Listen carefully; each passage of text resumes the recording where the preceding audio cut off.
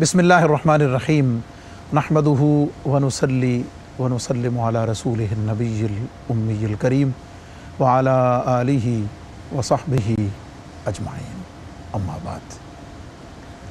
मुअज़्ज़ज़ नाज़रीन, तरीक़त, मारिफत, शरीयत, रूहानियत का एक मारूफ़ और इल्मी प्रोग्राम कश्फ़ुल महजूब, और मैं हूँ आपका मेज़बान मुफ्ती मोहम्मद रमज़ान सियालवी।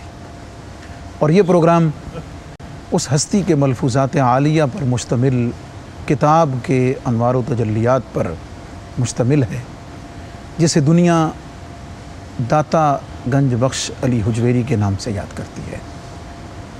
लाहौर के शहर में हिजरत फरमाकर क्या तशरीफ़ लाए कि लाहौर को भी और लाहौर में रहने वालों को भी एक अजब शान और अजब मकाम अता फरमा दिया, जिनका घर आज भी भूखों के लिए खाना फराहम करने का एक बेहतरीन आस्थान है। तो तालिबान मारिफत व हकीकत के लिए अल्लाह रब्बुल इज़्ज़त की मोहब्बत, नबी पाक सल्लल्लाहु अलैहि वसल्लम के इश्क और अदब के ख़ज़ीनों का एक ऐसा मरकज़ और मंबा है कि पूरी दुनिया से, मुल्क पाकिस्तान से अक़ीदतमंद, मोहब्बत करने वाले हर लहज़ा हर वक्त आपकी बारगाह में हाज़री को, ख़िदमत को अपने लिए सादत समझते हैं। और आपके मलफूज़ात का ये प्रोग्राम बड़े ही इल्मी अंदाज़ में हम आपकी खिदमत में पेश करने की काविश व सादत हासिल करते हैं।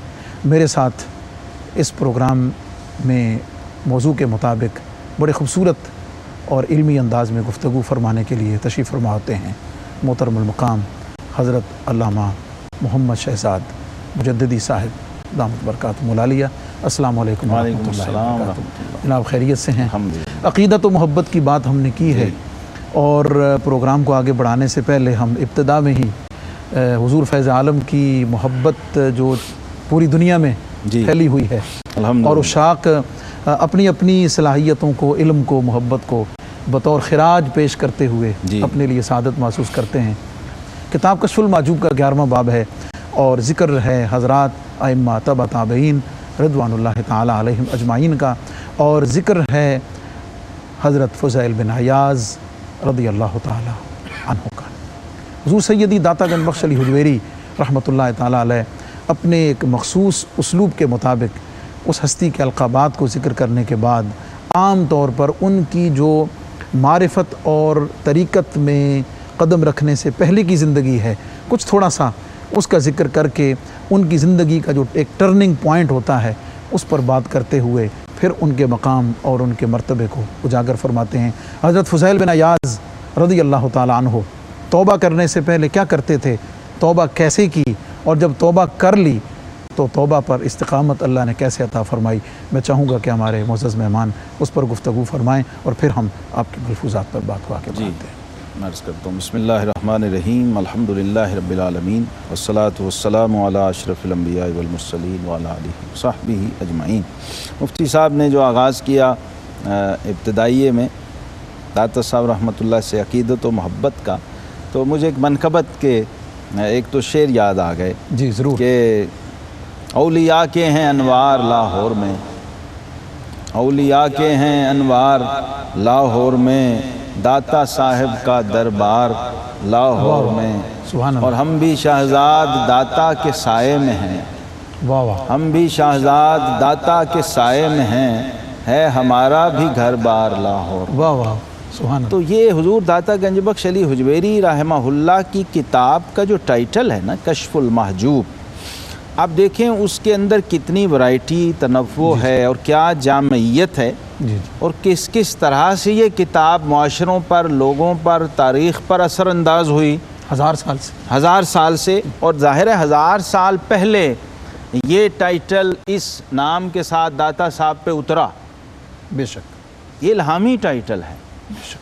और फिर 1000 साला असरात आप देखिए, जदीद तरीन हमारा दौर, सफ़र में आपको भी मौका मिलता है और मुझे भी मिलता है, जब बाहर जाते हैं तो खिलाफ़ तवक्को बाज़ दफ़ा ऐसे ऐसे वाक़यात पेश आते हैं कि پھر تصدیق ہوتی ہے اس بات کی کہ حضور داتا گنج بخش سیدنا علی بن عثمان الحجویری رحمہ اللہ تعالی کی شخصیت اور ان کا فیض اور ان کی فکر جو اس کتاب کی شکل میں ہمارے پاس ہے وہ لوگوں پر کس طرح اثر انداز ہوئی کا سبحان اللہ۔ حضور داتا گنج بخش علی حجویری رحمہ اللہ تعالی آپ کے ان بزرگان دین کے ساتھ جو روحانی روابط ہیں اور آپ پر جن کا فکری انفلوئنس رہا، اثرات رہے روحانی، ان کو آپ نے ترجیحاً اپنی اس کتاب کے اندر بیان کیا تذکروں کی شکل میں، اور انہی میں ایک جلیل القدر ہستی ہیں سیدنا فضیل بن ایاز ابو علی الیربوعی الخراسانی رحمۃ اللہ تعالی علیہ، بڑی عظیم ہستی ہیں۔ سبحان اللہ۔ ان کو اکابر اجلہ جو ائمہ ہیں انہوں نے اقطاب وقت میں شمار کیا، جی، یہ اپنے زمانے کے اقطاب میں سے تھے۔ اور حضور داتا صاحب رحمۃ اللہ کا اسلوب جو ہم مستقل دیکھ رہے ہیں کہ جب بھی کسی بڑے بزرگ کا ذکر آتا ہے تو ان کا بیک گراؤنڈ جس کی طرف آپ نے اشارہ کیا، ٹرننگ پوائنٹ کو جی وہ ڈسکس کرتے ہیں۔ اب اس میں بھی ایک بہت بڑی حکمت ہے، جی، وہ یہ ہے کہ جب تک آپ ان بزرگان دین کے پس منظر سے واقف نہیں ہیں اور اس بیک گراؤنڈ سے واقف نہیں ہیں جس سے نکل کر یہ ادھر آئے ہیں، جی، اس وقت تک آپ پورا میسج جو ہے وہ آپ تک نہیں پہنچ سکتا۔ کسی شخصیت کا مکمل تعارف اور تاثر جو داتا صاحب کنوے کرنا چاہ رہے ہیں وہ نہیں ہو پاتا۔ جی، اس لیے وہ بیان کر دیتے ہیں کہ پہلے ان حالات میں تھے، پھر رجوع اور توبہ کے بعد ان حالات میں آئے۔ اور ایک اس کی ٹیکنیکل وجہ جو سمجھ آتی وہ یہ ہے کہ ولایت کا پہلا مقام توبہ ہے، جی، جو روحانیت کے مقامات عشرہ ہیں جی، جی، اس میں سے پہلا مقام توبہ ہے۔ تو بعض تو بتکلف توبہ کرتے ہیں، اور کچھ ایسے بھی اولیاء اللہ گزرے جو بظاہر تھے ہی ایسے معاملات کے اندر، گناہ اور ایسی زندگی کے اندر تھے جہاں سے باقاعدہ توبہ کر کے جی، اور پھر وہ مقام روحانیت کی طرف آئے۔ سیدنا فضیل بن ایاز رحمۃ اللہ تعالی علیہ یہ ان ہستیوں میں سے ہیں اور ان لوگوں میں سے ہیں۔ بعض علماء نے، ائمہ نے لکھا ہے کہ ڈاکوؤں کے گروہ کے سردار تھے۔ جی، آپ نے جو ارشاد فرمایا ہے تو اس میں میرا خیال میں ایک فائدہ یہ بھی ہے کہ جب سننے والا یا پڑھنے والا ان کے مقامات اور ان کی کرامات اور ان کی بلند شان کو پڑھتا ہے اور پھر اپنے اوپر غور کرتا ہے تو ہو سکتا ہے کہ وہ یہ سمجھ لے کہ یہ تو ہو نہیں سکتا، یہ تو ہو نہیں سکتا، لیکن جب ان اس پس منظر پہ جاتا ہے تو اس کی حکمت کھلتی ہے، اس کی حکمت کھلتی ہے کہ اگر ڈاکوؤں کے گروہ کا سردار قطب وقت ہو سکتا ہے تو میں بھی اگر بھی ہو سکتا۔ میں بھی اب یہ حکمت بھی اس میں بڑی واضح اور بالکل سامنے کی بات ہے کہ ایک حکمت ہمیں اور یہ بھی سمجھ آتی ہے کہ تحریک ہوتی ہے، جی، کہ بھئی آپ مایوس نہ ہوں۔ جی، اگر آپ بڑے سے بڑے گناہ گار بھی ہیں، آپ سمجھتے ہیں بہت میں سیاکار ہوں، اور شیطان آپ کو مایوس کرنے کی کوشش کرتا ہے کہ نہیں بھائی تیرا کیا کام ان میں، تو اتنے تو چور ڈاکو فاسق فاجر، تو شرابی، تو فلاں، تو یہ اکتفا کر کے لوگ بیٹھ جاتے ہیں بعض دفعہ اور نفس و شیطان کے چنگل میں پھنس جاتے ہیں اور ساری زندگی مایوسی کی دلدل میں رہتے ہیں۔ حضور داتا صاحب رحمۃ اللہ کو بھی یہ کریڈٹ جاتا ہے کہ ان بزرگان دین کی جو سابقہ زندگی ہے اس کا کوئی نہ کوئی نقشہ اور جھلک پیش کرتے ہیں تاکہ تحریک پیدا ہو لوگوں کو کہ اگر توبہ کا دروازہ کھلا ہے تو پھر میں کیوں نہیں۔ اگر بشر حافی آ سکتے ہیں، حبیب اجمی آ سکتے ہیں، مالک بن دینار آ سکتے ہیں، فضیل بن ایاز اقطاب کے امام بن سکتے ہیں، تو پھر ہم بھی چلو ان کے غلاموں میں ہی صحیح کہیں نہ کہیں ہمیں بھی جگہ مل سکتی ہے۔ سیدنا فضیل بن ایاز رحمۃ اللہ تعالی علیہ کا یہ جو رجوع اور توبہ کا معاملہ ہے، میرا خیال ہے ولایت کی دنیا میں عظیم ترین واقعہ ہے، اور اس کی جو تفصیلات و جزیات ہیں اگر سمجھیں تو بندے پر توبہ کی حقیقت کھل جاتی ہے۔ ان ایک ہی بزرگ کی سیرت میں توبہ کے حوالے سے اتنی جامع قسم کی رہنمائی موجود ہے۔ اب دیکھیے توبہ کرتے ہیں، رجوع کرتے ہیں، اور اس کا سبب کیا ہے؟ مفتی صاحب جی، قرآن پاک کی ایک آیت کی تلاوت۔ سبحان اللہ۔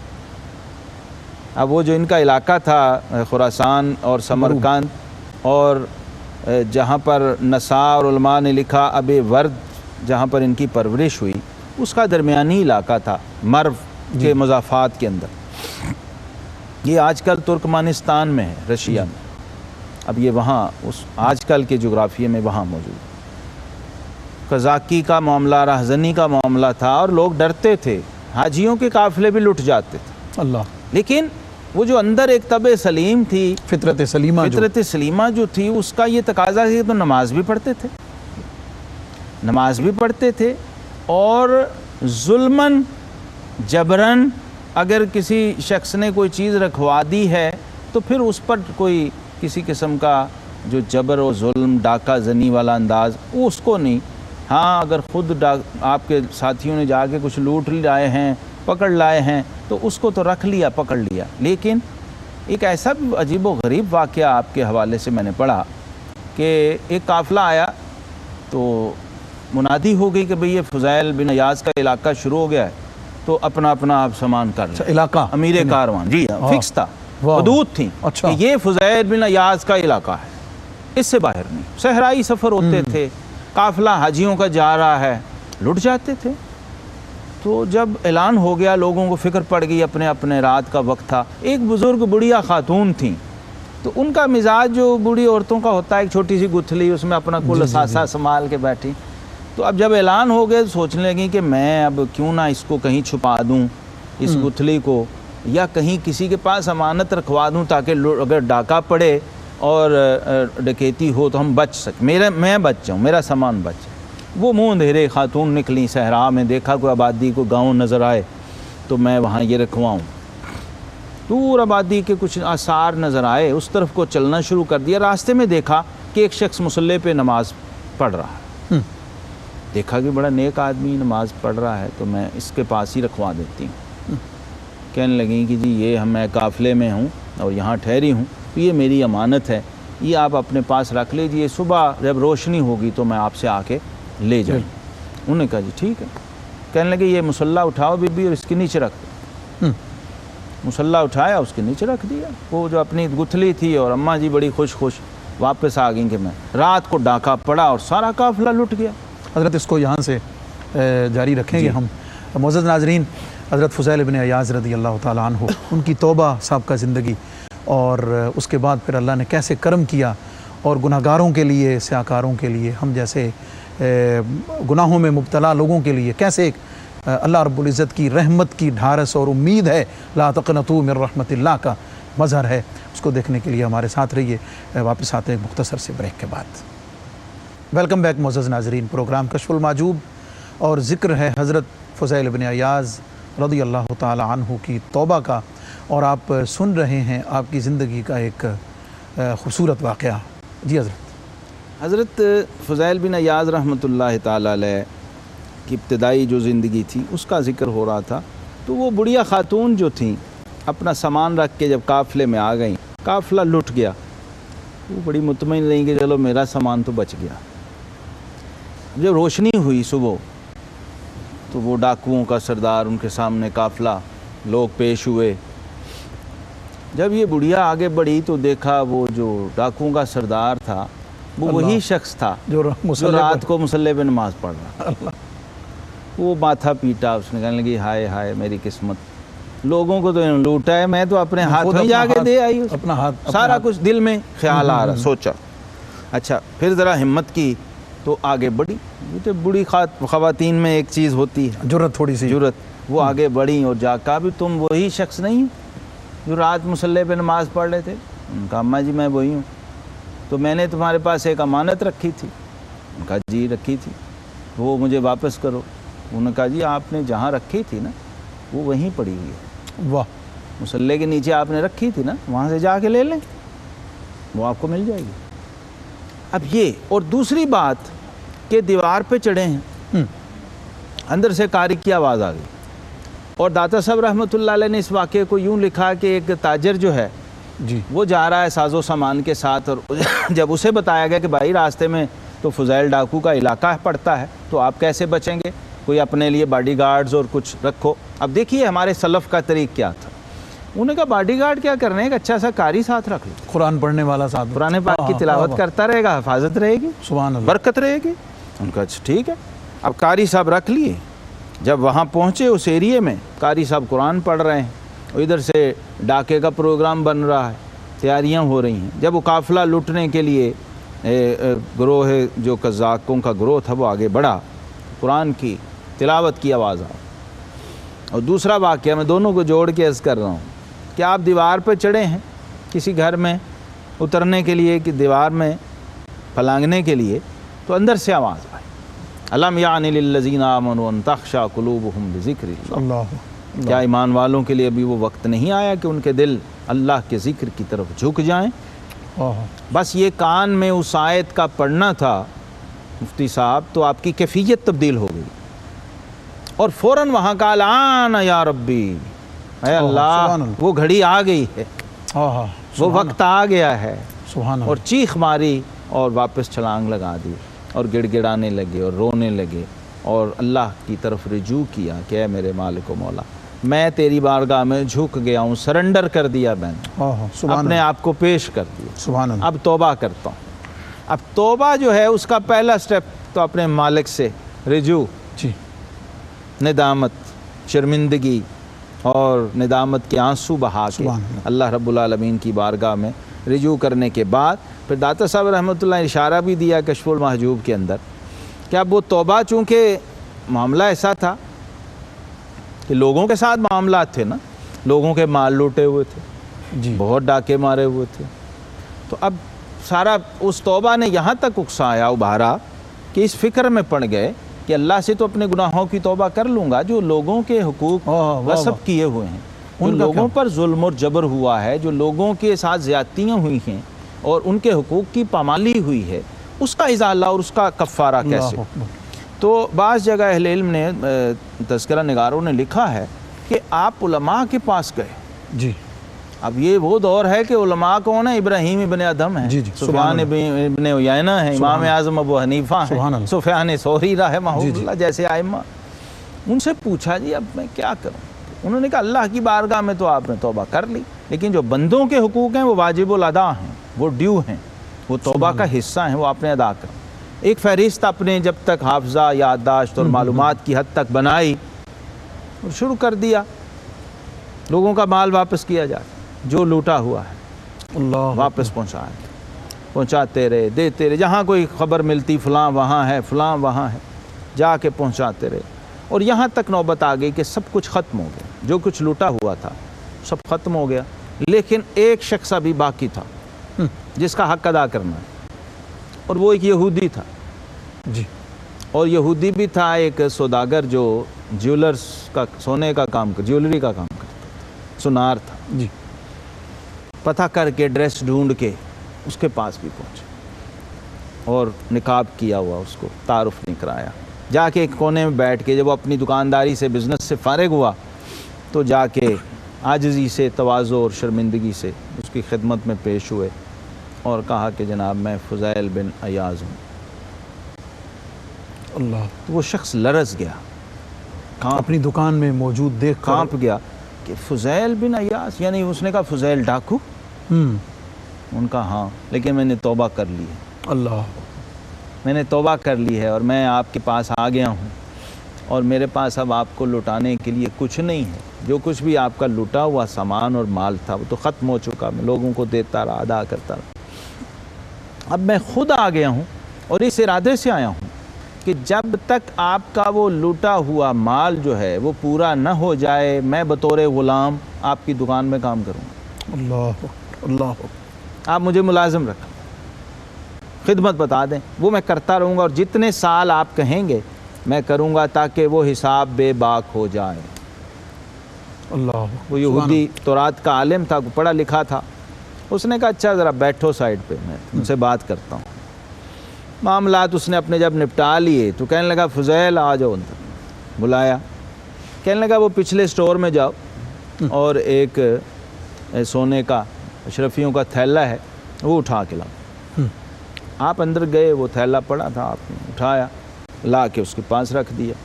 اب جب اس نے وہ تھیلا کھولا تو سونے کی ڈلیوں سے وہ بھرا ہوا تھا، سونے کی چھوٹی چھوٹی اینٹوں سے، تو اس نے ایک چیخ ماری ایک یہودی نے اور کہنے لگا فضیل بن ایاز تمہیں مبارک ہو، تمہاری توبہ قبول ہوگی۔ سبحان اللہ، جی، کہ جی وہ کیسے؟ کہنے لگا یہ مٹی کے ڈھیلے پڑے ہوئے تھے میرے اسٹور میں، اور میں نے تورات میں پڑھا تھا کہ جو شخص سچی توبہ کر کے بارگاہ الہی میں آتا ہے اور اس کی توبہ قبول ہو جاتی ہے، اگر وہ مٹی کو ہاتھ ڈال دے تو سونا ہو جاتی ہے۔ اللہ، تو میں نے دیکھنا تھا کہ تیری توبہ سچی ہے یا نہیں، واہ واہ واہ، یہ دیکھنے کے لیے میں نے تجھے اندر بھیجا تھا، اور تیرے ہاتھ لگتے ہی وہ مٹی سونا ہو گئی ہے۔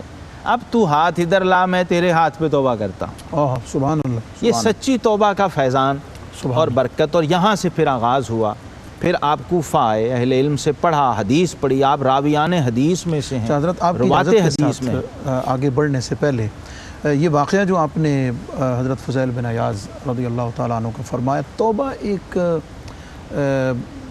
میں سمجھتا ہوں کہ گناہگار آدمی کے لیے اللہ رب العزت کا بہت بڑا انعام ہے۔ بے شک، بے شک، اللہ تعالیٰ نے اس کو یہ تحفہ عطا فرمایا۔ بے شک۔ اور معاشرے میں ہم دیکھتے ہیں ایک معاشرتی خرابی کے طور پر ہم اس کو لے سکتے ہیں کہ لوگ تائب ہوتے ہیں، اس میں کوئی شک نہیں، جی، توبہ کرتے ہیں، لوگوں کو پتہ چلتا ہے، بڑے بڑے مجموعوں میں علل اعلان توبہ کا ایک ہوتا ہے، لیکن یہ جو چیز آپ نے بھی بیان فرمائی ہے اور قرآن و سنت کی روشنی میں توبہ کی جو شرائط ذکر کی گئی ہیں، ان میں سے ایک خاص یہ بھی ہے شرط جو ذکر کی گئی، کیا فرمائیں گے یعنی سننے والوں کے لیے کہ اس کی کس حد تک، یعنی ہم یہ دیکھتے ہیں کہ معاشرے میں ایک آدمی جو ہے ایک وقت تک بڑی اپنے لوٹ کسوٹ، جو بھی فراڈ، کمپنیوں کا فراڈ، بینکوں کا فراڈ اور پتہ نہیں کیا کچھ، اپنے سارے معاملات وہ یعنی دنیا داری کے سیدھے کر لیتا ہے، جب اسی حرام مال سے پہلے بلڈنگیں اور پلاٹ تیار کر کے پھر عمرے اور حج اس کی کمائی سے کرتا رہتا ہے، اس کی کمائی سے کرتا رہتا ہے، الیاذ باللہ العظیم، یا اور کئی صورتیں ہیں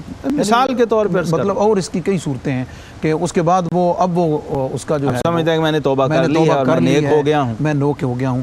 کیا فرمائیں گے یعنی حضرت فضیل بن عیاض کا یہ جو عمل مبارک ہے کہ حقوق العباد کی جو حق تلفی کی ہوئی تھی، اس کو پورا بڑا لمحہ فکریہ ہے۔ آپ دیکھیں ہم کس دور کے لوگ ہیں کہ جس میں توبہ بھی ایس ایم ایس پہ ہوتی ہے۔ جی، سال بعد شب برات آئی تو ہم نے کسی کو میسج کر دیا کہ آپ کی مہربانی مجھے معاف کر دیں، ہاں جو کچھ میں نے وہ بڑا ڈیٹیل کے ساتھ اس کو، یہ توبہ کے ساتھ مذاق ہے۔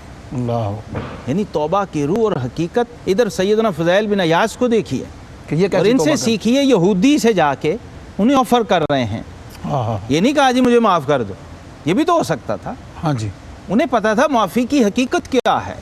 یہ وقتی طور پہ بندہ آپ کو کہہ بھی دے جا میں نے تمہیں معاف کیا، تو اس کی روح اور اس کی حقیقت جب تک ساتھ شامل نہیں ہے، اس وقت تک آپ کو سرخروئی نہیں مل سکتی، آپ کو فیضان توبہ کا ما حقہ نصیب نہیں ہو اسی وجہ سے شاید توبہ کی قبولیت کے اثرات بھی نہیں ہوتے، پھر آگے اس کے نتائج آپ کو نہیں ملتے، اس کے نتائج، کہ توبہ کے جو لوازمات و شرائط ہیں اس میں تو یہ ہے کہ آپ پھر گناہ کی طرف لوٹیں ہی نہ، اور گناہ سے آپ کو پھر نفرت اور کراہت طبعاً پیدا ہو جائے، اور پھر آپ کا جیسے مثال میں نے عرض کی ہے کہ آپ پھر مٹی کو ہاتھ ڈالیں تو وہ سونا ہو جاتی ہے، یعنی آپ کا تھوڑا اور چھوٹا عمل بھی اللہ کی بارگاہ میں بہت بڑا ہو جاتا ہے۔ جسے حدیث میں فرمایا گیا کہ تم میں سے کوئی ایک سونے کا پہاڑ اللہ کی راہ میں دے دے اور میرے صحابہ میں سے کوئی ایک مٹھی جو کی دے دے، تو فرمایا اللہ کی بارگاہ میں وہ جو کی مٹھی زیادہ محبوب اور عزیز ہے۔ اس کی وجہ یہ ہے کہ وہ قرب، وہ قبولیت سے جو آپ کو ملنا ہے، اس کے نتیجے میں جو آپ کے اعمال ہیں، اس کے جو نتائج ہیں وہ تبدیل ہو جاتے ہیں۔ تو توبہ کے حوالے سے یہ بڑا لمحہ فکریہ ہے کہ ہم لوگ سمجھ لیتے ہیں کیونکہ میں نے تو اللہ سے توبہ کر لی ہے اس لیے ختم ہو گیا، ایسا نہیں ہے۔ جب اس میں لوگ انوالو ہیں، جب اس میں حقوق العباد انوالو، مثال میں دے دیتا ہوں، والدین کی اگر آپ نے نافرمانی کی ہوئی ہے، استاد کی نافرمانی کی ہوئی ہے، کسی بڑے کا کسی چھوٹے کا دل دکھایا ہوا ہے، کسی کو اذیت دی ہوئی ہے، کسی کا حق یا مال غصب کیا ہوا ہے، وہ نہ صرف اسے لوٹانا ہے بلکہ وہ جو اذیت اس پر الگ پہنچی تھی اس سے اس کا 100% اطمینان ضروری ہے۔ اللہ اکبر، اور وہ اطمینان کی یہ مثال ہے کہ آپ یہ نہیں کہہ رہے اچھا جی یہ مال لے لیں ہمیں معاف کر دیں، ان کا جی مجھے ہی رکھ لیں۔ اللہ، اب یہ صدق اور اخلاص کی انتہا ہے اور معراج ہے جو اللہ کی بارگاہ میں آپ کو مقبول و محبوب بناتی ہے اگر آپ یہ اللہ کے لیے کر رہے ہیں۔ معزز ناظرین، توبہ اور توبہ کا ایک خصوصی وصف اور اس کی خاص شرط، حقوق العباد سے متعلق اس پر خاص گفتگو حضرت علامہ محمد شہزاد مجددی صاحب نے فرمائی۔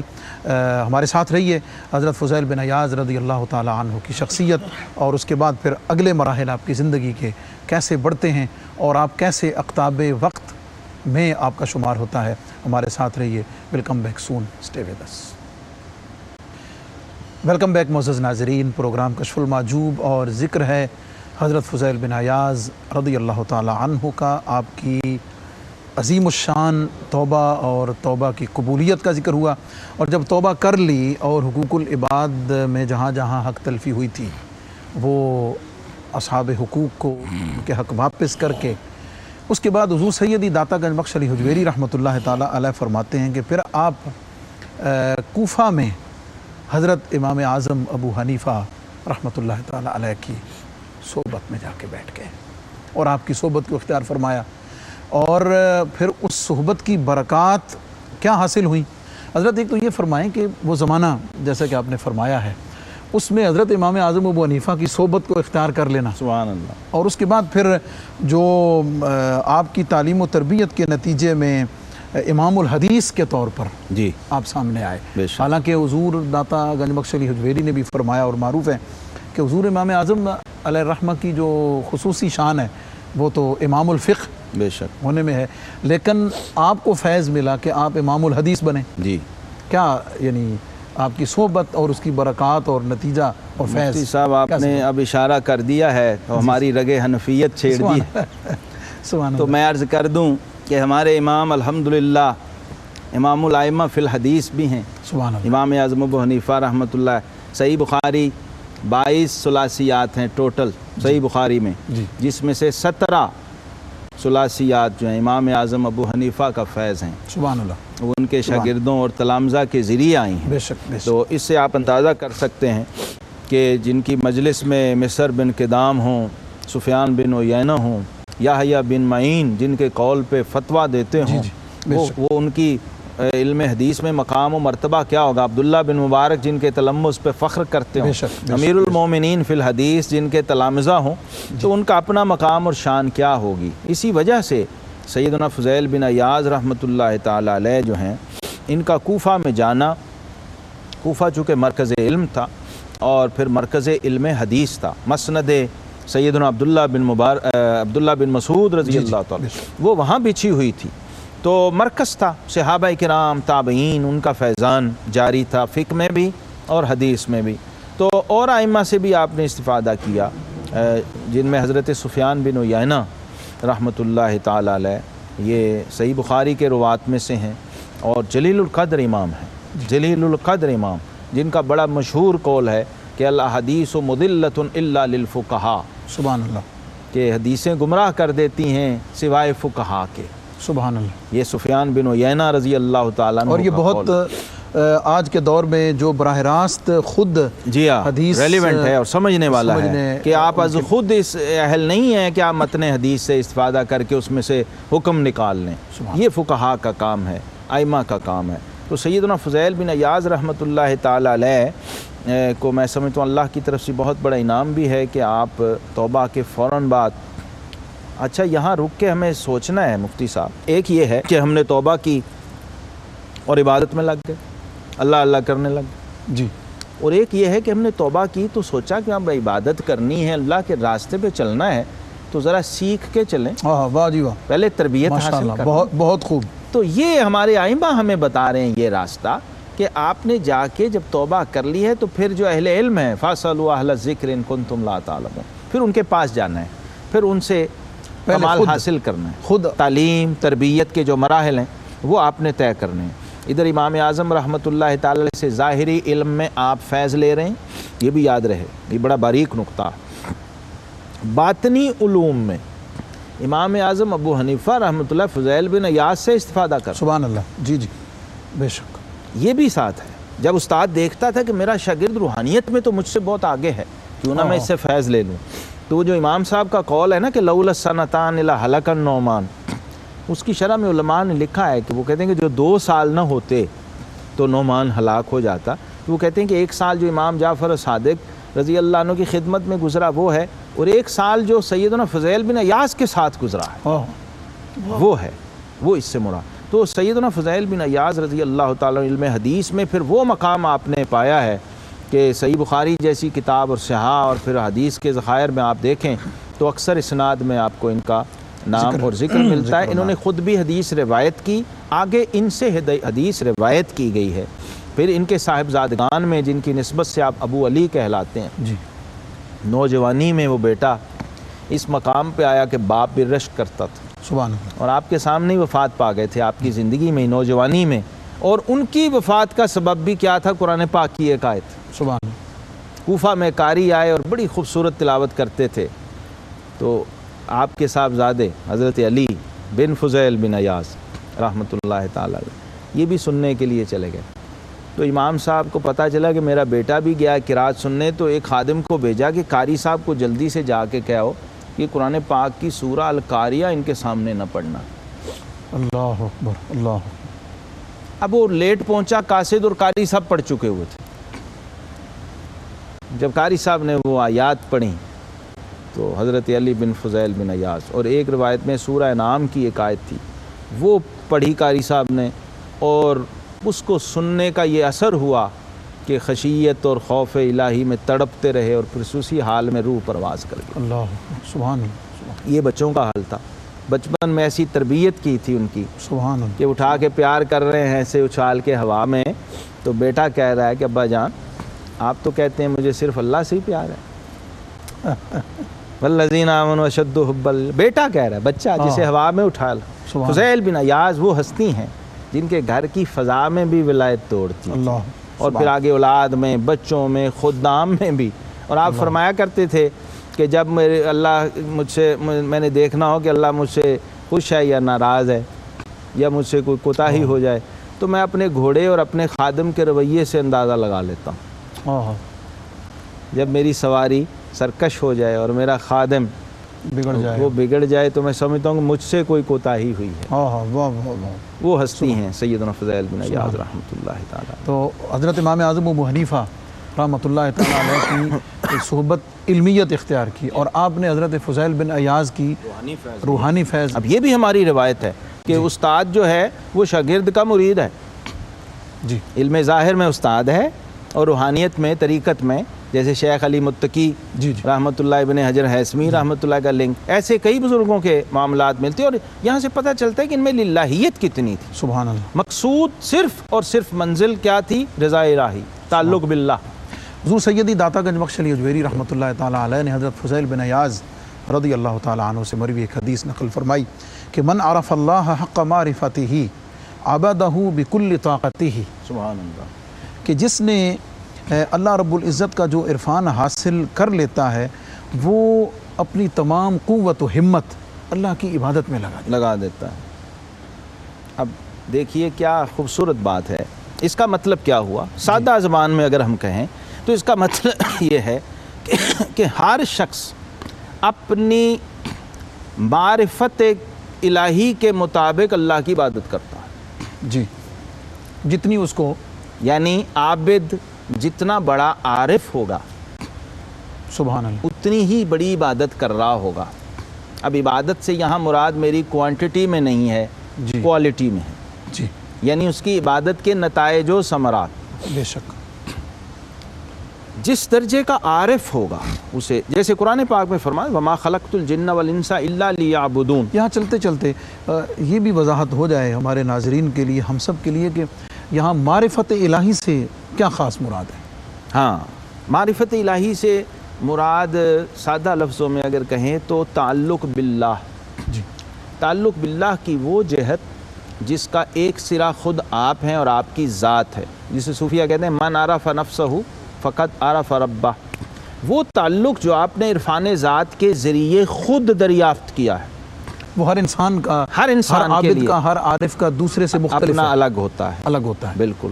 تو وہ عبادت کرنے والا اگر معرفت سے محروم ہے تو وہ اصل میں عبادت نہیں کر رہا, بس ایکسرسائز کر رہا ہے. اللہ اکبر. کیونکہ سیدنا ابن عباس نے جو میں نے آیت پڑھی, لیعبدون سے مراد لکھتے ہیں لیعرفون. جی, اور یہی مقصد تخلیق انسانی ہے.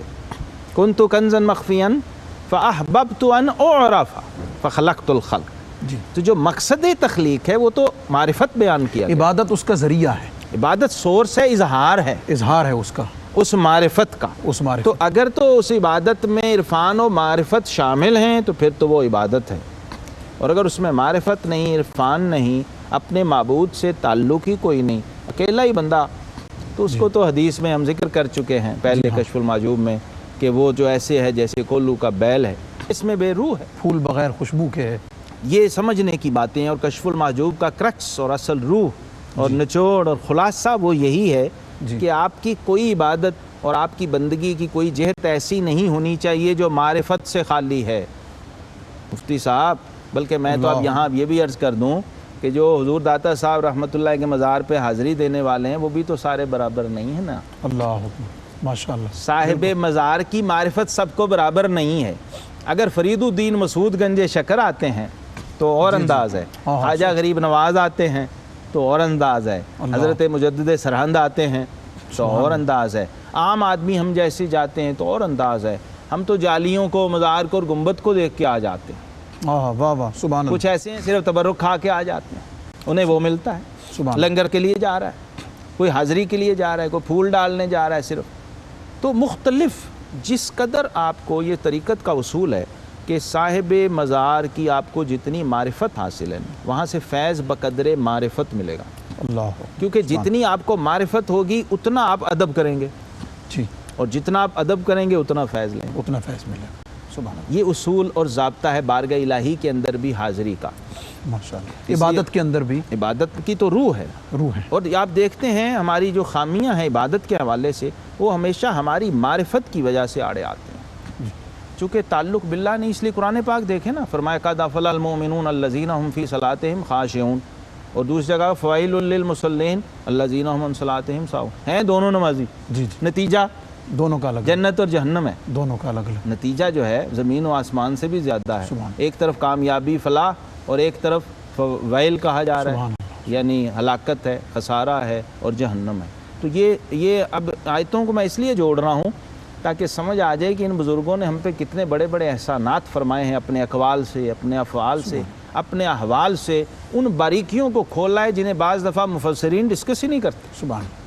معزز ناظرین، حضرت فضیل بن عیاض رضی اللہ تعالیٰ عنہ کے ذکر میں توبہ کی شرائط، آپ کی زندگی کا ٹرننگ پوائنٹ، پھر علم کے حصول کے لیے حضرت امام اعظم ابو حنیفہ رحمۃ اللہ تعالیٰ علیہ کی صحبت اختیار فرمائی، اور پھر ایسے مرتبے اور مقام تک جا پہنچے کہ جہاں معرفت الہی کی باتیں اور عبادت کے انداز اور اسلوب اس طریقے سے ذکر فرمائے کہ اس قابل ٹھہرے کہ حضور سیدی داتا گنج بخش علی حجویری رحمۃ اللہ تعالیٰ علیہ نے ان کا ذکر محبت کے ساتھ، ادب کے ساتھ، علم اور معرفت کے ایک درخشندہ ستارے کے طور پر کیا ہے.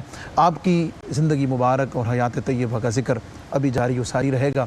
ان علوم و معارف، محبت، عشق، معرفت، ادب، توبہ اور ان تمام چیزوں کو سمجھنے سیکھنے کے لیے ہمارا پروگرام دیکھتے رہیے کشف المحجوب. انشاءاللہ العزیز اگلے پروگرام میں نئے عنوان کے ساتھ آپ کی خدمت میں حاضر ہوں گے. آپ کا بہت بہت شکریہ جناب تشریف آوری کا، اور اس کے ساتھ ہی اپنے معزز میزبان اور مہمان دونوں کو پروگرام کشف المحجوب سے اجازت دیجیے. اپنا، اپنوں کا دائیں بائیں سب کا بہت خیال رکھیے. والسلام علیکم ورحمۃ اللہ وبرکاتہ.